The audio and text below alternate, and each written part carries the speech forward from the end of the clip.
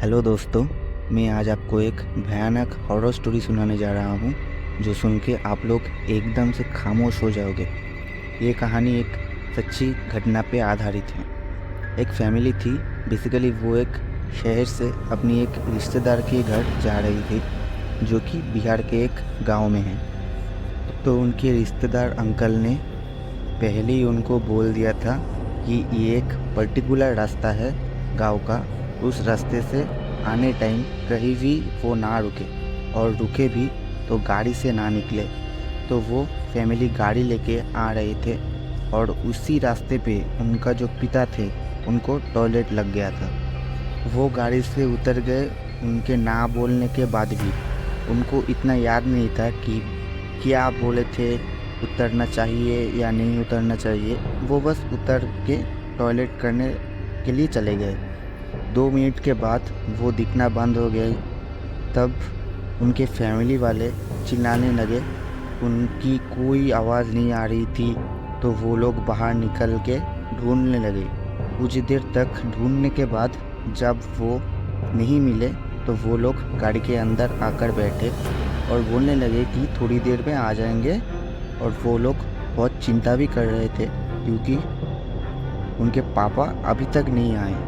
तो वो उनकी रिश्तेदार को फ़ोन करे और बोले इसी रास्ते पे ये हुआ। तभी उनके रिश्तेदार ने पुलिस को कॉल किया और फोर्स बुलाने लगे। उन लोगों के आने से पहले ही उनके गाड़ी के ऊपर एक बहुत ज़ोर से कुछ गिरने की आवाज़ आई। तो वो लोग बहुत ही ज़्यादा डर गए और कुछ ही देर में रिश्तेदार और पुलिस फोर्स आ गई। और वो दूर से ही खड़े थे, पास में नहीं आ रहे थे, पता नहीं क्यों। और उनके रिश्तेदार ने कॉल किया और बोला कि चुपचाप धीरे से गाड़ी से निकलो और बिना पीछे देखे सीधा आगे रहो। उनको ये थोड़ा अजीब लगा कि पता नहीं ये लोग ऐसे क्यों बोल रहे हैं। तो ठीक है, उनके हिसाब से वो निकले गाड़ी से और दूर में पुलिस खड़ा था, वो उनके तरफ जाने लगी।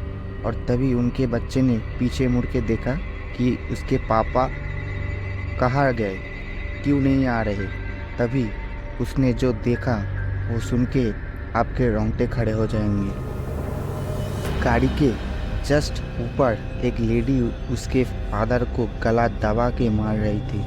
और उस लेडी के नाखून इतने बड़े हैं कि उससे वो उसके फादर की मुंह पे कॉन्टिन्यूसली नोच रही थी। और वो कोई नॉर्मल लड़की लेडी नहीं थी। वहाँ के लोग कहते हैं कि उस लेडी की आत्मा अभी तक वहाँ पे भटकती है। और तभी वो लेडी उसके फादर को मार के उसके अंदर अपनी मुंह लगा के खा रही थी, जैसे कि वो बहुत दिन से भूखी प्यासी थी। तो ये एक रियल इंसिडेंट है।